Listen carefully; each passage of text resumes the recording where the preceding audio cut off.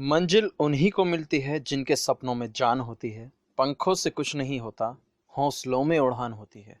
Hi friends, मेरा ज्ञान YouTube channel में आप सभी का एक बार फिर से स्वागत है। दोस्तों, इस वीडियो में मैं आज आपके साथ स्टीफन हॉकिंग के जीवन के बारे में बात करूंगा। दोस्तों, स्टीफन हॉकिंग दुनिया के एक ऐसा शख्स है जो अपने शरीर से तो मोहताज है, लेकिन दुनिया को अपना इंट्रोडक्शन देने का मोहताज नहीं है। स्टीफन हॉकिंग का पूरा नाम स्टीफन विलियम्स हॉकिंग है। जी हाँ दोस्तों, स्टीफन हॉकिंग इंग्लैंड के एक ऐसे शख्स हैं जिनका सारा शरीर पूरी तरह से बेजान है, लेकिन इस सब परेशानी के बावजूद भी इन्होंने दुनिया को ब्लैक होल जैसा कॉन्सेप्ट दिया। हॉकिंग रेडिएशन के बारे में बताया। स्टीफन हॉकिंग का नाम दुनिया के मशहूर फिजिसिस्ट यानी भौतिक वैज्ञानिक, कॉस्मोलॉजिस्ट यानी ब्रह्मांड वैज्ञानिकों में शुमार है। दोस्तों, थोड़ा टाइम ट्रेवल करते हैं और पास्ट में चलते हैं और इनके बारे में जानते हैं। स्टीफन का जन्म 8 जनवरी 1942 को इंग्लैंड के ऑक्सफोर्ड में हुआ था। कुछ लोग कहते हैं कि दूरबीन में सुधार कर विज्ञान को नई दिशा देने वाले गैलीलियो गैलीली और स्टीफन हॉकिंग दोनों का जन्म 8 जनवरी 1942 को ही हुआ था, लेकिन ऐसा नहीं है। अगर ऐसा होता तो शायद गैलीलियो अभी तक जिंदा होते। दरअसल में सच तो यह है कि गैलीलियो गैलीली की मौत 8 जनवरी 1942 को हुई थी। ठीक उसी दिन 8 जनवरी 1942 को स्टीफन हॉकिंग का जन्म भी हुआ था। इनके पिता का नाम फ्रैंक हॉकिंग था और फ्रैंक हॉकिंग एक डॉक्टर थे। स्टीफन हॉकिंग का शरीर युवावस्था में नॉर्मल था, जैसा कि आम इंसानों का होता है। बचपन से ही स्टीफन पढ़ने में तेज थे। इसके चलते बचपन में इन्होंने घर में मौजूद पुराने इलेक्ट्रिक उपकरणों से कंप्यूटर तैयार कर लिया था। हॉकिंग के इतने तेज दिमाग को देखकर लोग इन्हें आइंस्टीन बोलते थे।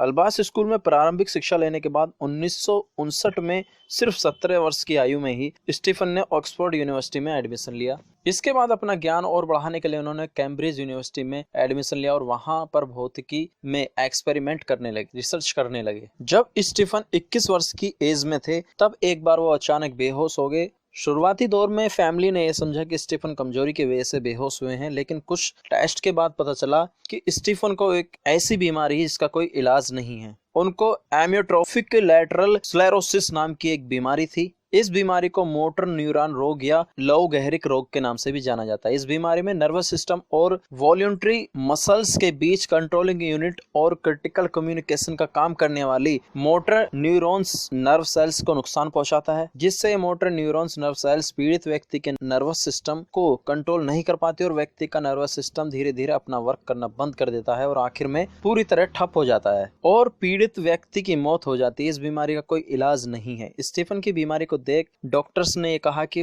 अब वो सिर्फ 2 ही वर्ष जी पाएंगे, लेकिन स्टीफन ने हार नहीं मानी और कहा कि मैं मरना नहीं चाहता, मैं भी जीना चाहता हूं, मुझे अभी बहुत कुछ करना है। और स्टीफन ने अपनी बीमारी को इग्नोर करके अपने जीवन की शुरुआत की। अब स्टीफन व्हील चेयर के सहारे जीने लगे, लेकिन धीरे धीरे वक्त बीतता गया और स्टीफन के शरीर ने और हाथ पैरों ने काम करना बंद कर दिया। अब उनके केवल एक हाथ और एक उंगली काम कर रही थी। स्टीफन ने एक ऐसी कुर्सी को अपने लिए तैयार कराया जिसमें कंप्यूटर सिस्टम लगा हुआ था, जो स्टीफन की उंगली के इशारों को समझकर काम करने में हेल्प करता था। यहाँ तक कि स्टीफन अपने रूम की लाइट को भी अपनी उंगली के इशारे पर अपनी व्हील चेयर पर लगे कंप्यूटर सिस्टम से ही बंद करते थे। सन 1966 में स्टीफन को कैम्ब्रिज यूनिवर्सिटी से पीएचडी की डिग्री मिली, लेकिन स्टीफन ने कैम्ब्रिज में अपने रिसर्च को जारी रखा। जहां स्टीफन धीरे धीरे अपने वैज्ञानिक जीवन की तरफ कदम बढ़ा रहे थे, वहीं दूसरी तरफ उनका शरीर पूरी तरह से साथ छोड़ता जा रहा था। लेकिन शरीर में इतनी परेशानी होने पर खुशी की बात यह थी कि इस बीमारी में स्टीफन के दिमाग को कोई भी नुकसान नहीं पहुंच रहा था और न ही सूंघने, स्वाद लेने, सुनने या स्पर्श पहचानने की क्षमता पर कोई प्रभाव पड़ रहा था। सन 1979 में, यानी केवल 37 वर्ष की एज में ही इन्हें कैम्ब्रिज यूनिवर्सिटी के लुकासियन पद पर नियुक्त किया गया। लुकासियन पद दुनिया का सबसे विख्यात शिक्षा पद है। वक्त बीता तो स्टीफन की बीमारी और बढ़ गई। अब वो केवल अपने चेहरे की मांसपेशियों और आंखों के इशारे से अपनी बात को लोगों तक पहुंचाते हैं। स्टीफन की आंखों के चश्मे में लगा सेंसर उनके चेहरे और आंखों की हरकत को सेंस करके कंप्यूटर को सिग्नल देता है और कंप्यूटर में लगे स्पीच सिंथेसाइजर के जरिए स्टीफन के चेहरे की हरकत को आवाज में बदला जाता है। स्टीफन के योगदान की बात करें तो स्टीफन ने दुनिया को ब्लैक होल का कॉन्सेप्ट दिया। स्टीफन ने बताया कि ब्लैक होल एक ऐसी खगोलीय वस्तु है जिसका गुरुत्व आकर्षण इतना पावरफुल होता है कि वो किसी भी वस्तु को अपने अंदर खींच सकती है।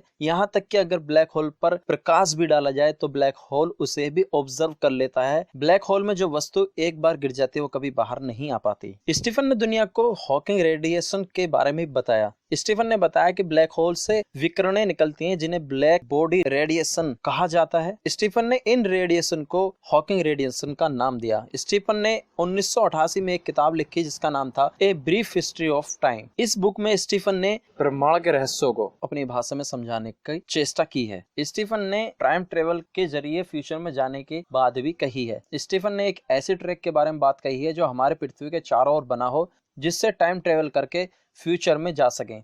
पृथ्वी के चारों ओर बने इस ट्रैक पर एक सुपर फास्ट ट्रेन चले जिसकी स्पीड प्रकाश की स्पीड के बराबर हो। जब यह ट्रेन प्रकाश की स्पीड के बराबर पृथ्वी के चक्कर लगाने लगेगी तो यह ट्रेन 1 सेकंड में पृथ्वी के 7 चक्कर लगाएगी। इससे ट्रेन में सवार लोगों का एक पल पृथ्वी के 1 महीने के बराबर हो जाएगा। जब यह ट्रेन रुकेगी तो 100 साल गुजर चुके होंगे और ट्रेन में बैठे लोग फ्यूचर में पहुंच चुके होंगे। लेकिन अगर वो एक बार फ्यूचर में चले गए तो वहां से आना मुमकिन नहीं है। स्टीफन को कई पुरस्कार भी दिए गए हैं। स्टीफन को अमेरिका का उच्च नागरिक सम्मान दिया गया है। उसके साथ साथ स्टीफन को order of companions of honour, order of British empire, fellowship of royal society और fellowship of royal society of art के रिवार्ड भी दिए गए हैं। दोस्तों ये तो स्टीफन का अभी सफर बहुत लंबा है, जिसके बारे में बात की जाए तो बहुत समय लगेगा, लेकिन वीडियो बहुत लंबा हो जाएगा। इसके लिए मैं इस वीडियो को यहीं समाप्त करता हूं। आशा करता हूं कि वीडियो आपको समझ आया होगा। अगर आपको वीडियो अच्छा लगा तो वीडियो को शेयर कीजिए, चैनल को सब्सक्राइब कीजिए और हमारे चैनल पर चल रहे गिव अवे में अगर आपने अभी पार्टिसिपेट नहीं किया है